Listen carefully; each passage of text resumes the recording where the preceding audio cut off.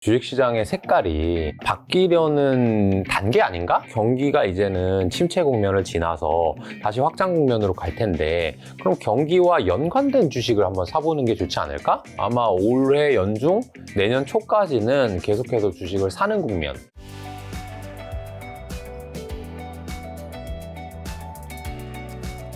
이번에 대표님과 제가 이제 함께 프로젝트를 한 게, 네. 바로 요 책. 네. 머니트렌드 2024. 그렇습니다. 근데 저희가 이제 처음에 대표님한테 함께 하자고 했잖아요. 네네. 근데 함께 하자고 했는데 다 하는 거 아니잖아. 네. 사실 책을 뭐 1년에 뭐 2권, 3권 내는 분도 아니고, 네네. 뭐 몇 년에 한 권 정도 내시는데, 네. 혹시 함께 하시게 된 어떤 이유가 있나요? 저는 김 작가 한 명 보고 한 겁니다. 사실. 아닌데? 나한테 카톡으로 다른 필진 누구세요?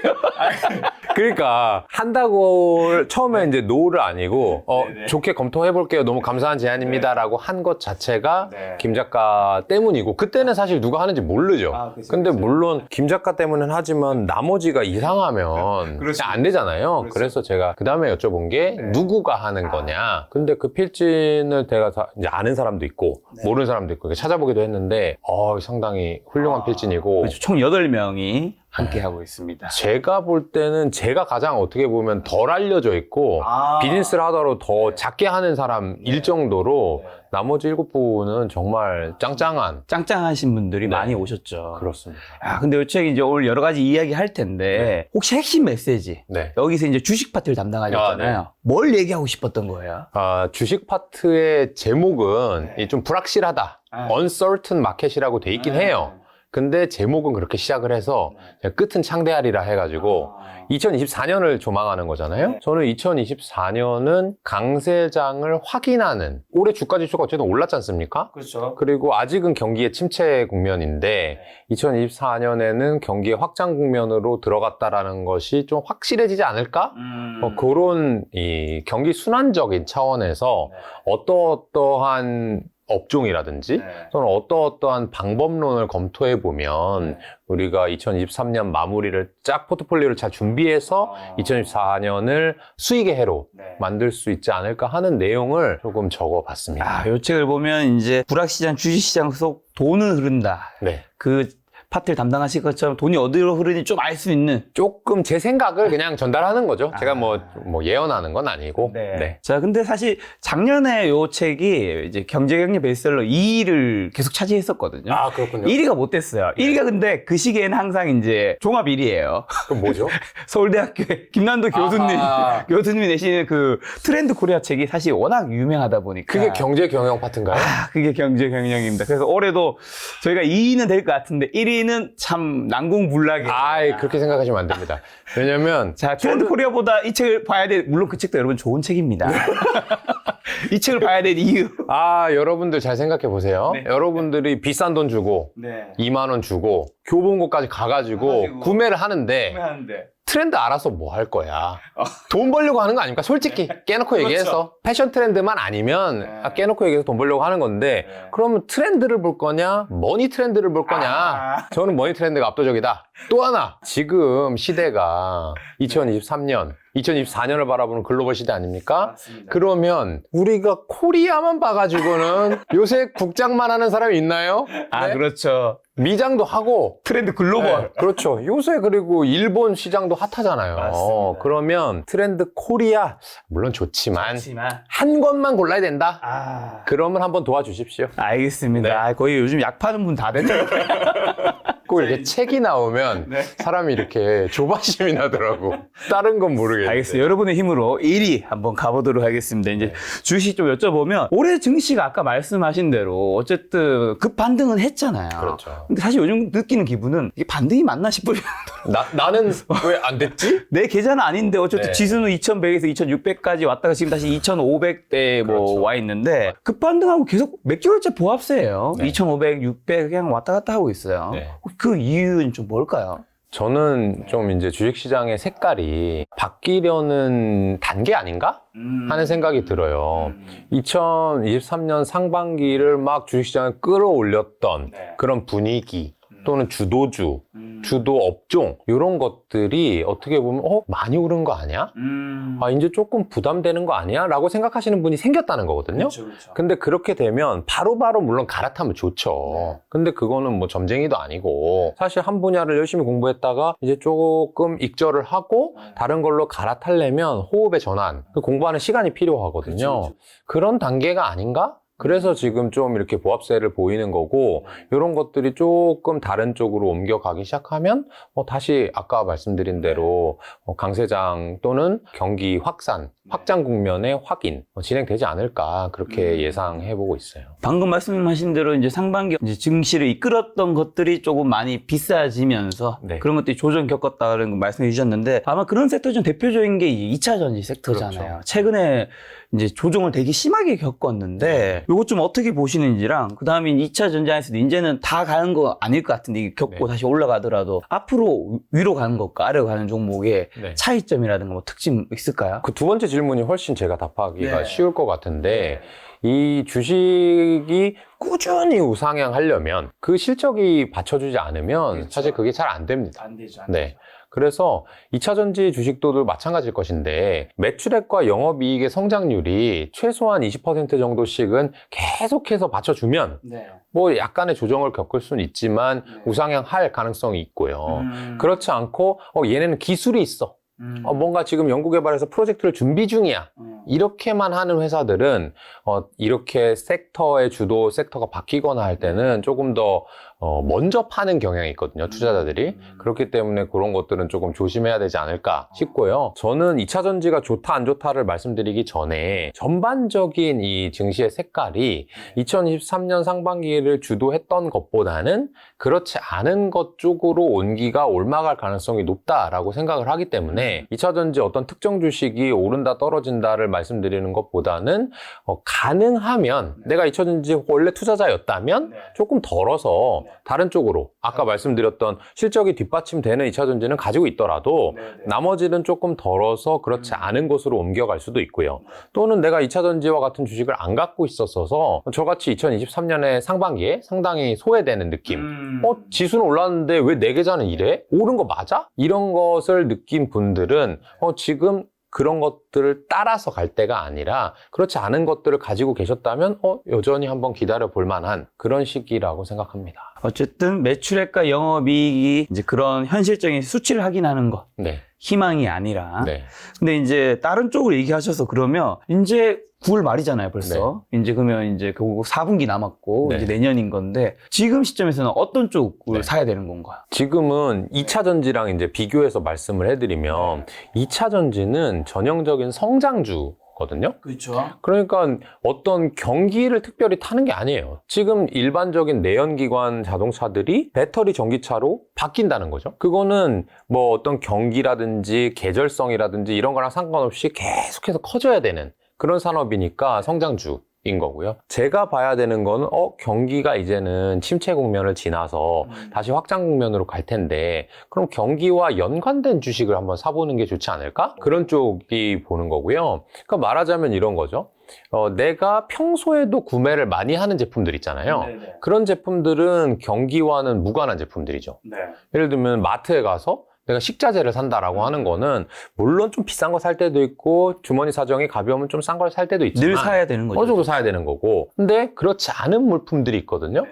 뭐 자동차가 될 수도 있고요. 휴대폰도 되지. 휴대폰도 될 수가 있고, 좀 뭔가 비싼 제품들을 파는 마트가 아니라 백화점이 될 수도 있고, 옷 제품, 패션 제품들 이런 것도 될 수도 있고, 이러한 경기와 연관돼 있는 그런 업종들이 저는 강세를 보일 가능성이 높다 이렇게 생각하고 있습니다. 오늘 근데 패션도 아주 프리하고 좋네요. 네. 이 앞에 글자는 무슨 뜻이에요? 이게 불어인가 그런데 와이낫이랍니다. 왜 괜찮지 않아? 주식시장 괜찮지 않아? 트렌드, 머니 트렌드가 더 괜찮지 않아? 한번 사볼 만하지 않아? 이런 와이낫. 네. 네, 2명의 약 파는 지금 사람들이 나와서. 자, 그러면 이제 대표님, 지금 투자하시면서 가장 큰 고민은 뭐세요? 지금 이제 자산운용사 대표님이시니까. 네. 수익률이죠. 수익률. 수익률이 저희 회사가 이제 국내 상품, 해외 상품 이렇게 두 가지가 있어요. 네, 올해 좋았나요? 합친 것도 있고 근데 좋았나요? 해가지고 제가 하면 국내 해외 다 좋았을 때만 이해를 할 수 있잖아요. 아, 그쵸, 그쵸. 저는. 근데 해외는 좋았어요. 근데 국내는 사실 안 좋았어요. 여기서 안 좋다라는 거는 이제 지수보다 못했다는 뜻인가요? 지수보다 못한 거죠. 그렇다고 해서 뭐 수익이 뭐 되게 많이 났는데 지수보다만 못했냐? 그런 건 아니고 상대적으로 되게 못한 해예요, 올해. 지금 못하고 있는데 그런 것들이 고민이고, 그러면 제가 생각하는 그런 뷰가 있다고 말씀드렸잖아요. 전형적인 대기업 성장주가 막 치고 올라가는 초창기, 경기 침체에서 바뀌어가는 초창기, 그리고 실제로 경기가 확장 국면으로 갔을 때 경기 소비재들, 이런 것들이 팔리는 이런 생각들을 갖고는 있는데 그렇게 됐으면 좋겠다라고 포트폴리오를 짰을 거 아니에요. 근데 아직까지는 그렇게 되지 않고 있고 오히려 2차 전지 같은 주식들이 떨어졌는데 이게 제 것도 같이 떨어지는 거예요. 그게 떨어지고 다른 쪽으로 옮기가 바로 오면 좋은데 그렇게 되니까 약간은 좀 어렵구나. 요새 국내 시장 참 나도 대응하기 어렵다. 그런 고민들이 가장 많고요. 그런 것들을 어떻게 하면 이 밸런스를 잘 조절해서 무조건 기다리는 게 아니라 어느 정도 트렌드에 맞는 주식도 좀 사고 경기 소비재도 사놔서 내년도 준비하면서 4분기도 한번 같이 좀 대응할 수 있는 그런 포트폴리오 짜는 게 사실 가장 항상 고민이죠. 그럼 지금은 현금 비중을 좀 늘리고 있는 중이세요? 아니면 좀 매수를 많이 하는 쪽인가요? 늘리는 중은 절대 아니고요. 전혀 아닌데 그렇다고 해서 팍팍 줄이고 있지는 않아요. 제가 저번에 나왔을 때도 줄이고 있다라고 말씀을 아마 드렸을 거고 그게 2021년 하반기부터 줄이던 겁니다. 그래서 쭉 줄이고 있어서 한 2년 전에는 40%의 현금이 있었고 지금은 20%의 현금이 있는데 이거를 계속해서 줄여 나갈 거고요. 아마 올해 연중 내년 초까지는 계속해서 주식을 사는 국면으로 보고 있습니다. 그럼 아까 전에 이제 경기와 연관된 요 얘기 해주셨잖아요. 네. 그럼 그런 쪽이 아마 2024년에 좀 좋게 보시는 쪽 같은데 네. 경기와 연관된 쪽이라 하면 사실 또 너무 많으니까 네. 힌트들은 어떤 것들이 있는 거죠? 저희가 관심 있게 보는 것 중에는 건설업도 있고요. 이 아파트 가격이 뭐 주식시장이랑 비슷하게 움직이고 있는데 지금 떨어지기 시작한 지 꽤 됐단 말이죠. 근데 뭐 그렇다고 해서 지금 뭐 막 붐이 일어나는 단계는 아닙니다. 맞습니다. 근데 어느 정도 가격이 안정되고 그래? 그럼 실수요자가 생기고 아파트 가격이 오르고 그러고 나면 건설사들도 땅을 사가지고 분양을 딱 해야겠다. 그게 이제 그 건설사들의 업황이 도는 시기거든요. 그런 거를 기다려 본다면 저희는 내년에는 건설업 정도 죽을 수 있지 않을까 이렇게 생각을 하고 있고요.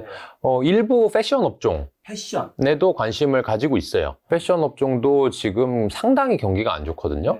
그런데 그 중에서 새로운 브랜드라든지 또는 새로운 유통망 이런 것들을 준비를 해놓는 이 침체기에 준비를 하는 놈들이 그 다음에 확장기에 돈을 더 많이 벌게 되잖아요. 그래서 그렇게 준비를 하고 있는 회사들에도 관심이 많습니다. 지금 말씀하신 건설업종과 패션업종은 지금 미국 증시를 말씀하신 건가요? 국내 증시를 말씀하신 건가요? 요건 국내고요. 저희는 해외는 부동산업에도 관심이 좀 있는데 해외는 전반적으로 건강한 그리고 어느 정도 힘이 있는 그런 장기 성장주들이 아직도 많이 있어요. 그래서 저희가 지금 오늘 김작가 TV에서 많이 말씀드리는 내용이 업종이라든지 섹터, 경기 이런 거에 관련된 내용은 주로 국내 주식인 경우가 많고 해외 주식은 해외도 경기를 타긴 타지만 꾸준히 성장하고 있는 기업을 이미 많이 편입을 해놨고 그 기업들이 영업을 잘 해나가고 있기 때문에 단기적으로 뭔가 트레이딩을 한다라든지 전망을 해가지고 포트폴리오를 바꾼다든지 하는 작업은 좀 덜 하는 편이에요. 그럼 경기와 관련된 뭐 항공, 호텔, 레저 이런 쪽은요? 항공, 호텔, 레저도 경기랑 관련이 있는데 여행도 뭐 관련이 있어요? 관련이 있죠. 근데 약간 다른 점이 있어요. 이게 뭐냐면 원래는 평소 같으면 경기가 좋아서 지갑이 두터워지면 여행도 많이 가고 그렇죠. 가던 여행을 비싼 호텔에서도 머물고 그러다가 좀 안 좋아지면은 국내 여행 좀 가고 그냥 좀 내년에 가지 뭐 이렇게 생각하기도 하잖아요. 근데 우리는 아직까지 코로나와 리오프닝 시대에 살고 있단 말이에요. 2023년에 경기가 좋아요, 나빠요? 물어보면 나빴잖아요. 근데 2023년에 해외여행 많이 갔어요? 적게 갔어요? 하면 많이 갔잖아요. 많이 갔죠. 그렇기 때문에 제가 경기를 보고 투자를 해야 된다는 거는 지금 사람들이 덜 이용하고 있는 건데 앞으로 많이 이용할 거니까 실적과 주가가 좋아지겠다라고 하는 컨셉이거든요. 그런데 항공, 호텔, 레저 이런 것들은 사실 2023년에 좋았단 말이죠. 그러면 2024년에 물론 경기가 좋아지면 더 갈 수도 있겠지만 저는 이 리오프닝 시기만큼 외부 활동 그다음에 여행 이런 걸 많이 할까라고 생각해 보면 조금 정점에 있는 것 같다 오히려. 그래서 그런 업종들은 좀 조심을 해야 되는 시기가 아닌가 싶어요. 식음료 쪽은요? 식음료 같은 경우는 경기를 타냐 안 타냐 라고 보면 타는 쪽이 아니라 안 타는 쪽이잖아요. 쪽이죠. 그렇게 된다면 이런 것들은 언제 실적과 주가가 움직이냐면 경기 순환의 이 끝부분에 움직입니다. 그래서 확장기의 초입이 아니라 확장기의 끝부분. 그러면 우리는 지금 경기 침체기잖아요.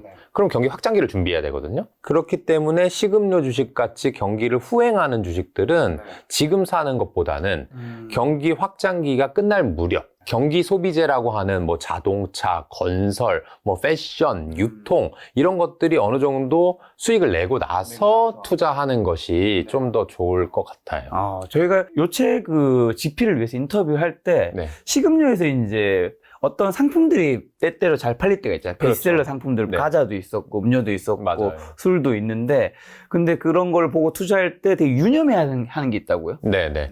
이게 특정 제품들이 아무리 히트를 친다고 하더라도 식음료 기업 중에 상장 기업이라고 하면 사실 역사가 상당히 오래되고 규모도 되게 크고 제품이 한두 가지가 아니에요. 근데 만약에 이 하나의 제품이 히트를 막 쳤어요? 이건 되게 잘 돼. 근데 그 매출 비중이 뭐 5% 10%밖에 안 된다고 치면 나머지 90에서 95%가 뭐 경기의 문제라든지 어떤 여러 가지 문제. 최근 같은 경우는 경기도 안 좋지만 이 원가 인상분에 대한 부담이 식음료에서 되게 컸거든요. 그렇게 되면은 이 잘 되는 신제품의 효과가 빛을 발하고 가려질 수가 있어요. 그런 것들을 꼭 유념해서 봐야 될 것 같아요. 예를 들면 뭐 신제품이 예를 들면 뭐 그냥 테라든 뭐든 이제 맥주나 이런 거 있으면 나왔을 때 이 판매량의 기울기 같은 것도 되게 중요한 거겠네요. 그렇죠. 이 판매량에 말씀하신 그 단어가 진짜 좋은 단어인데 기울기라는 단어인데 신제품 하나만 가지고 투자를 하려고 했을 경우에 이건 음식료부 업체뿐만 아닙니다. 뭔가 베스트셀러가 됐어 지금.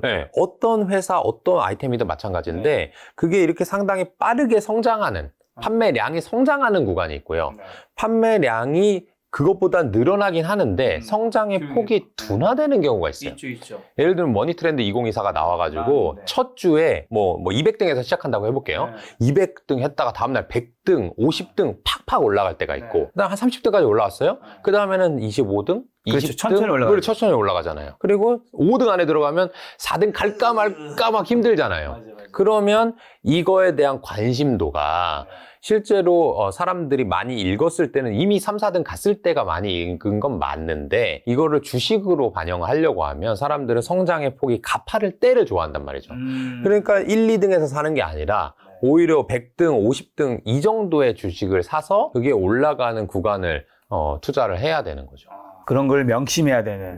자, 자연스레 요 책에 있는 내용 좀 제가 여쭤보면, 그러면 이제 주식 시장에서 봤을 때, 아직 이제 뭐 연말은 아니지만, 1월에서 보니 이미 9월, 이제 1분기, 2분기, 3분기까지 다 갔으니까, 한국 경제 한마디로 땡땡땡이었다 하신다면 좀 어떻게 보세요? 주식 투자자 입장에서는 한마디로 양극화라고 얘기할 수밖에 없을 것 같습니다. 여러분들 이미 다 마음속에 느끼고 계실 거예요. 맞아. 돈 벌었다 주가지수 올랐다라고 하는데 나는 못 벌었어. 그거를 번 사람들은 특정 기업, 특정 업종 이런 거에 많은 과감함을 가지고 투자했던 사람들만 돈을 번 거고 그쪽에 돈이 다 벌리다 보니까 그 외에는 거의 안 올랐습니다. 거의. 제가 최근에 그런 걸 한번 본 적이 있는데 코스닥 지수 잘 나갈 때 보면은 상승하는 업종은 딱 그때는 2차전지밖에 없었고요. 또 하나를 들자면 ETF들. 근데 ETF 안에 2차전지가 들어있거든요. 그러니까 결국에는 2차전지. 결국에 2차전지야. 근데 그게 1위부터 50위까지 다 그거고 나머지 몇백 개는 다 하락이었어. 근데 지수는 오르는 거야. 정말 쏠림이 심했군요. 왜냐면 2차전지가 그 당시에는 시가총액이 너무 커져가지고 그게 오르면 지수가 오르고 그게 떨어지면 지수가 떨어지는데 그걸 가지고 있지 않은 사람 입장에서는 나는 전혀 움직이지 않았는데 이게 지수가 왔다 갔다 하네. 그래서 양극화 장세였다 이렇게 말씀을 드리고 싶고 그래서 저도 국내 주식 같은 경우는 상당히 좀 고민이 많았다. 어려웠다. 라고 평가하고 있어요. 그리고 아까 전에 이제 2024년은 뭐 주식시장이 오르는 걸 강세장인 걸 확인한다고 말씀하셨는데 강세장에 돌입했을 때는 어떤 기업이 주가가 오른지 여쭤보면 아까 전에 결국 그 경기와 관련된 것들일까요? 그렇죠. 경기와 관련된 것들이 많이 오르게 되고요. 그리고 초반에 이 주식시장이 지금 말씀하신 대로 2023년에 이미 바닥에서 막 15%씩 올랐단 말이에요. 코스피 15%, 코스닥 거의 20% 이상 올랐거든요. 이렇게 오를 때는 보통 큰 기업, 그리고 몇 개의 한정된 주도주, 이렇게 해서 끌어올리게 돼요. 왜 그런가 하면 이미 바닥까지 떨어질 때 투자자들의 마음이 상당히 얼어 있습니다. 그렇죠. 나 이거 투자 못할 것 같아. 움츠러들죠. 나 주식 안 해. 근데 뭔가 섹시하고 핫하게 딱 들어오는 코드들이 있는 거예요. 이건 대기업이네, 괜찮아. 또는 이 업종은 야 장기적으로 성장할 거야. 그렇구나. 그러면 주식은 하기 싫은데 이거는 괜찮을 것 같아 라고 하니까 거기로 쏠림 현상이 보통 심해져요. 근데 그런 시간을 지나가면서 경기 침체가 어느 정도 사라지고 나면 이거 괜찮은데?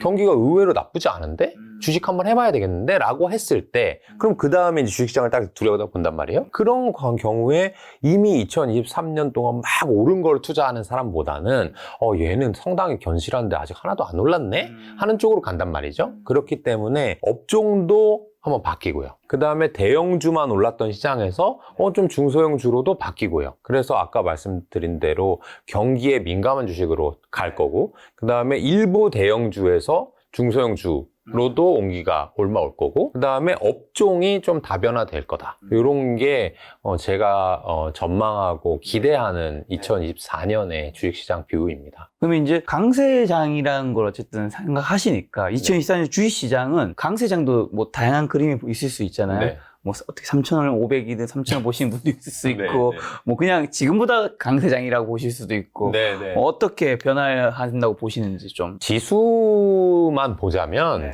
그 3,300을 가긴 어려워요. 왜냐하면 3,300을 갔던 그 지수 때는 어떤 때였냐 하면 이 우리 코로나 팬데믹 때 그렇죠. 2023년 상반기를 예를 들어서 2차 전지와 인공지능이 지배를 했다면 2020년에는 인터넷, 모바일, 언택트 이런 게 지배했잖아요. 그런 것들이 주가가 10배씩 오르면서 엄청난 시가총액을 형성해서 주도를 했단 말이에요. 그런 것들 플러스 알파로 많은 분들이 집에 계시면서 보조금은 나와. 또는 주가는 오르고 코인도 오르고 집값도 오르니까 여유자금이 많이 생겨. 그러니까 주식시장으로 돈이 많이 들어왔던 것까지. 그래서 아주 이례적인 본질 가치, 펀더멘탈의 변화와 주식시장의 이 자금 흐름, 머니플로우가 두 개 다 되면서 3,300이 된 거라서 저는 이번 2024, 2025년을 기점으로 상승장이 오겠지만 그게 3,300을 벗겨낼 수 있을까? 하는 거는 약간 좀 어려울 수도 있다. 이렇게 생각을 하고요.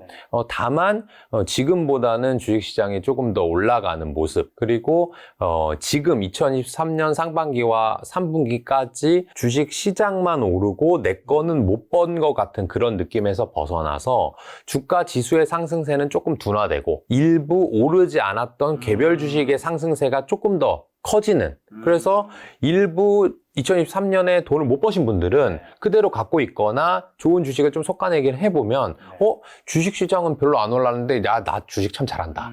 이제는 나의 시대인가? 이런 생각을 느낄 수 있는 게 2024년이 되지 않을까 그렇게 생각합니다. 자, 그러면 말씀하신 대로 시장이 좀 좋지 않았던 2023년에 상반기 종목들이 2024년에는 좀 수익이 날 수 있다는 의미인 것 같네요. 저는 그렇게 생각하고요.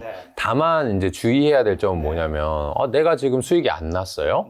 근데 계좌를 열어보니까 요건 마이너스고 뭐는 플러스야. 그럼 마이너스 난 놈을 무조건 가겠지라고 기다리는 건 절대 안 돼요. 그게 과연 경기가 안 좋아서 또는 쏠림 현상 때문에 안 간 건지 아니면 내가 흔히 말하는 좀 안 좋은 기업, 너무 이 잡주 같은 그런 주식을 갖고 있어서 안 간 건지는 다시 한번 판단해 볼 필요가 있고요. 좀 견실한 주식인 것 같은데 주가가 정말 하나도 안 올랐다라고 하는 주식은 저는 시세가 날 수 있다고 봅니다. 자, 그러면 2021년이랑 2년에 주목받던 채권은 2024년 좀 어떨까요? 채권은 결국에는 이 금리의 변화와 연관이 있거든요. 그렇죠. 금리가 오르면 채권 가격이 떨어져서 안 좋고요. 이번에 연준이 한 번 더 동결했죠. 그렇죠. 그리고 금리가 떨어지면 채권 가격은 오르니까 좋을 거예요. 그런데 여기 이제 질문이 참 재밌는 게 2021, 2022에 주목받았잖아요. 채권이. 금리가 오른다고 해가지고. 근데 금리가 오른다고 해서 실제로 올랐잖아요.